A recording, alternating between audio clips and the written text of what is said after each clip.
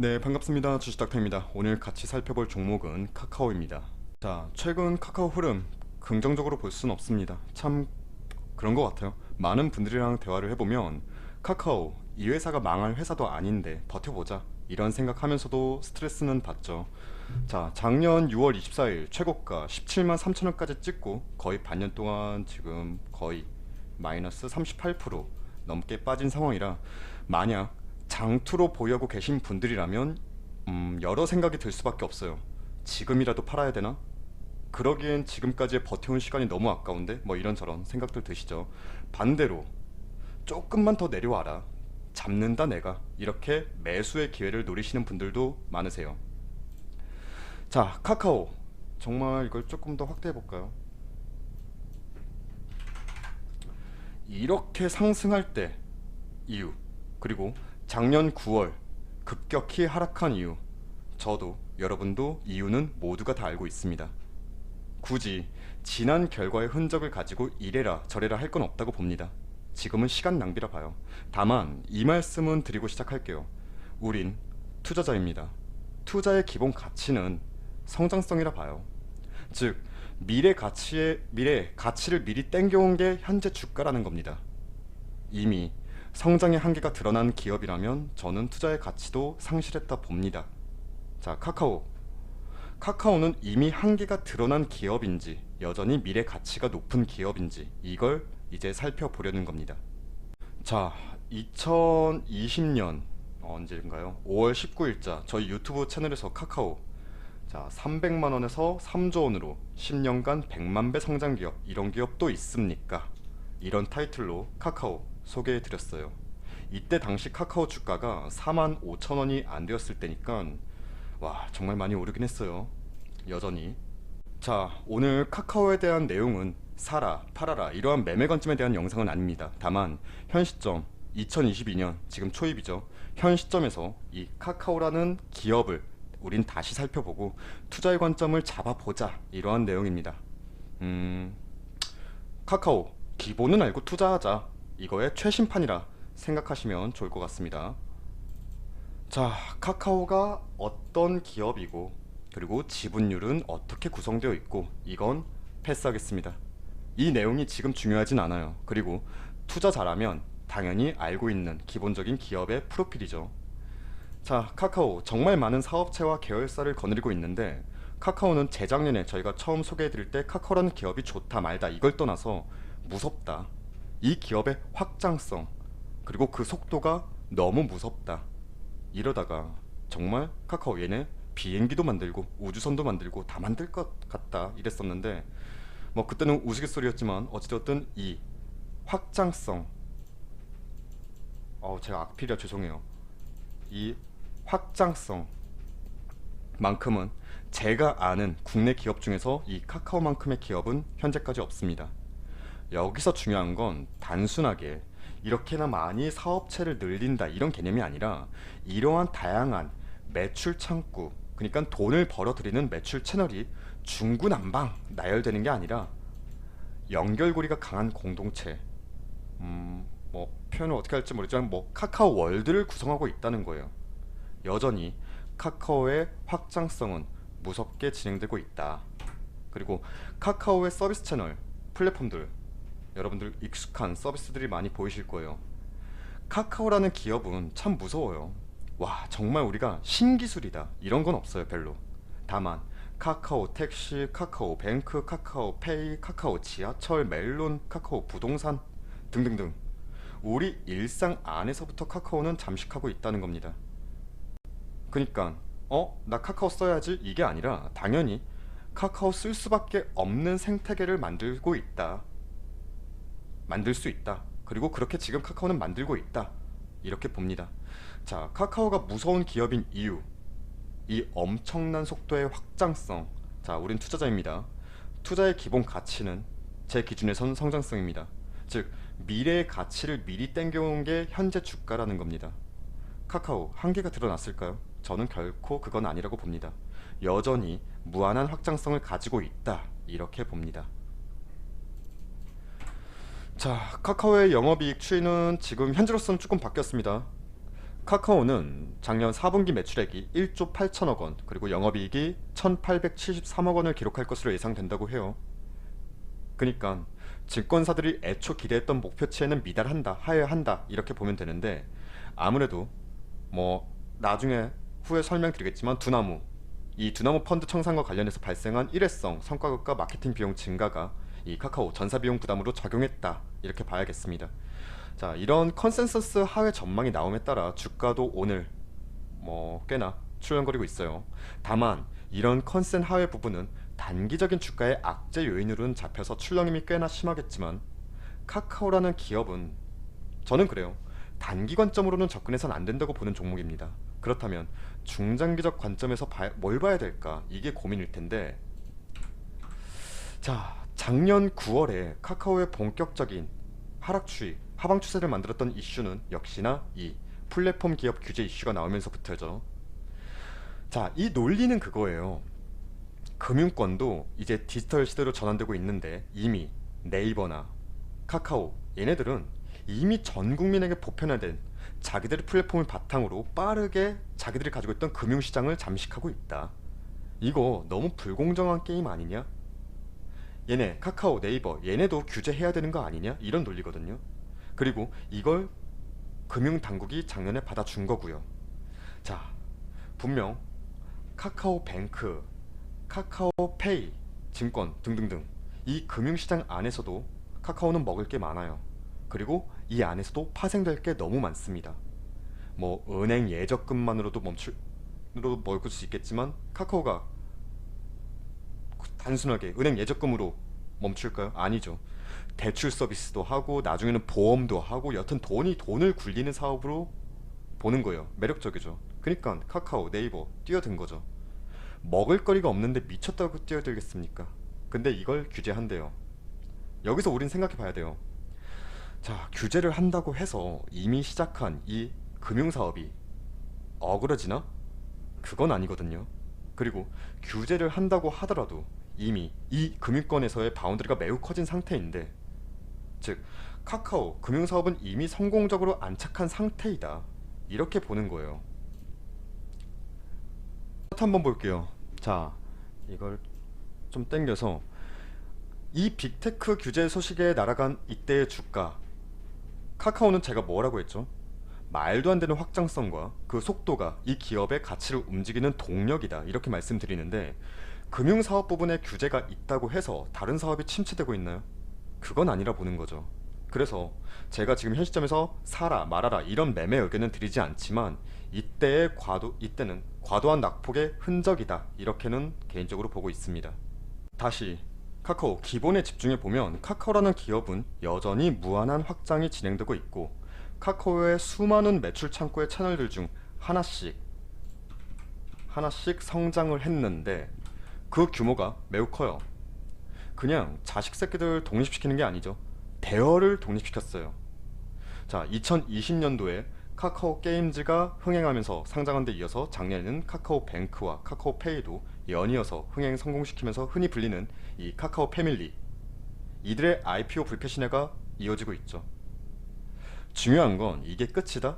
얘네가 끝이다? 결코 아니죠. 자, 앞서 살펴봤죠. 카카오의 수많은 매출 채널들, 끝이 될래야 될 수가 없습니다. 계속 이러한 자식 새끼들은 대어로 키워서 독립시킬 거예요.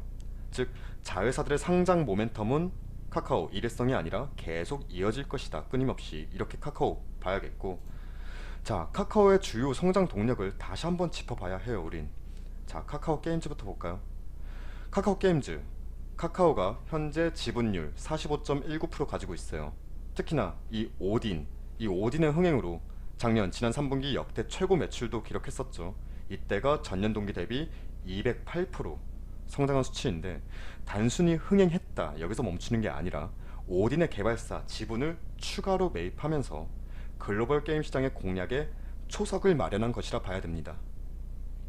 여기에 더해서 신규 NFT, 메타버스 관련 게임 출시 계획 등이 가지고 있어서 이 카카오 게임즈의 기업 가치도 지속 높아지겠지만, 이와 비례해서 카카오의 지분 가치도 긍정적인 방향으로 올라갈 것이라 봐야 된다는 점 짚어봤고요. 그리고 카카오 엔터테인먼트, 저는 여기도 주목합니다.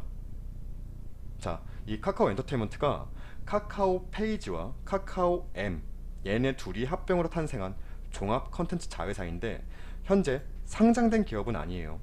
다만 올해 기업 공개, IPO 기업 공개가 전망되고 있는 상장 후보입니다. 그리고 지금 잘 키워놨어요. 나름 알짜배기 회사입니다. 자, 매출액이 8,237억, 영업이익이 567억 원. 자, 사업의 주 아이템은 웹툰, 웹소설, 음반, 음원 유통, 그리고 연예 매니지먼트, 컨텐츠 제작 및 등등등등 전반적인 문화 콘텐츠를 아우르는 거대 미디어 그룹으로 진화를 하고 있는 상태이고, 자, 그러면서도 여기저기 쓸어 담으면서 몸집을 불리고 있습니다. 북미 지역의 웹툰 서비스인 타파스 또 인수한 뼈겠고, 또 북미 지역의 웹소설 서비스인 이 레디시 또 먹었고, 세계 최대 무협 웹소설 플랫폼인 우시아월드도 먹었고, 다 북미권이에요.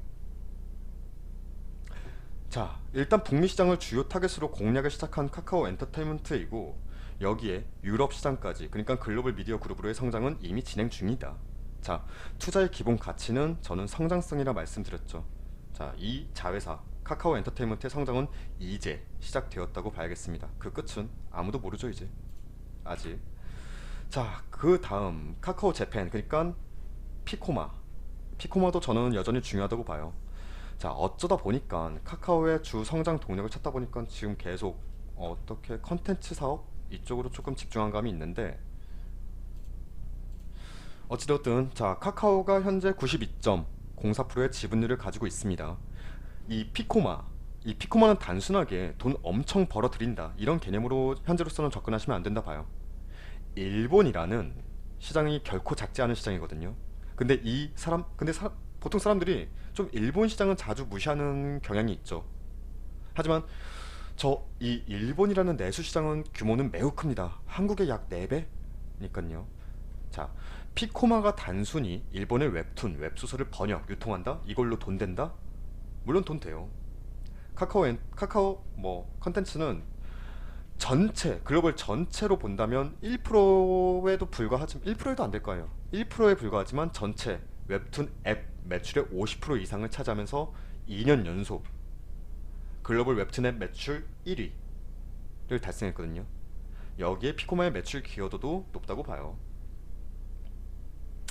자, 매출도 매출이지만 이 플랫폼을 바탕으로 우리가 흔히 아는 카카오의 다양한 서비스 플랫폼들이 스며들면서 일본 시장에 녹여질 것을 기대한다. 이러한 잠재적인 목적도 우린 알고 가야겠습니다. 즉, 당장의 매출에 연연하는 게 아니라 웹툰이라는 단일 서비스를 넘어서 카카오의 전체 서비스 플랫폼이 일본 시장을 잡기 위한, 공략하기 위한, 진입하기 위한 하나의 연결고리로 봐야 하지 않을까. 이런 면에서 피코마의 성장 추이도 중요하다. 그리고 그 추이는 여전히 긍정적이다. 이렇게 현재 상태 볼 수 있겠습니다. 자, 그 다음에 카카오 모빌리티, 이것도 올해 하반기 상장을 목표로 하고 있는데, 카카오가 현재 63.32%의 지분을 가지고 있어요. 그리고 우리가 흔히 아는 카카오 택시, 카카오 대리, 카카오 회요 등등등 다양한 오토 서비스를 하고 있는데, 이미 우리 일상에서 익숙해진 서비스들이 많죠. 하지만 아직 여기서 카카오가 돈을 크게 벌어들이고 있진 않습니다. 자, 작년 2020년 기준으로 약 129억 원, 재작년이네요. 129억 원 손실이고, 작년 2021년도에도 투자 대비 큰 폭의 성장 추이는 없는 것으로 아는데, 여기에 이 카카오 모빌리티의 이슈는 독과점이죠. 아니, 택시도 그렇고 대리운전도 그렇고 비용실 예약도 그렇고 결국 골목 상권 침해 논란이 끊이지 않고 있는데, 자, 어떠한 서비스를 진행할 때마다 카카오 모빌리티 이러한 이슈는 있었어요. 근데 결국 그 시장을 먹어가고 있거든요. 여기에 이제 주차장 사업도 하고 렌터카 사업도 하면서 매출 채널은 더 늘어날 예정입니다. 자, 어찌되었든 일단 어떠한 서비스든지 초기 투자 비용은 매우 큽니다. 아직 그 투자 비용을 회수를 못하고 있는 상황이죠. 계속 투자를 진행하고 있는 상황이죠. 확장하면서. 다만 그 시장을 어느 정도 잠식했다 한다면 정말 그 이후부터는 계속 돈을 부르는, 돈이 들어오는 캐시카우 역할을 하겠죠. 자, 이러한 잠재적인 목적성을 가지고 있는 카카오 모빌리티 또한 올해 하반기 상장을 목표로 진행되고 있는 자회사 중 하나이다. 이거 참고해야겠고요. 그리고 카카오페이 이미 코스피 상장사예요. 시총이 25조가 넘습니다. 자, 카카오의 금융 서비스를 제공하는 빅테크 회사죠. 국내 최초로 간편 결제도 도입했고요. 자, 작년에 정부의 빅테크 규제 이슈가 나오면서 흔들리긴 했지만 앞서도 말씀드렸듯이 이미 굴러가기 시작한, 그러니까 바퀴가 멈출 순 없어요.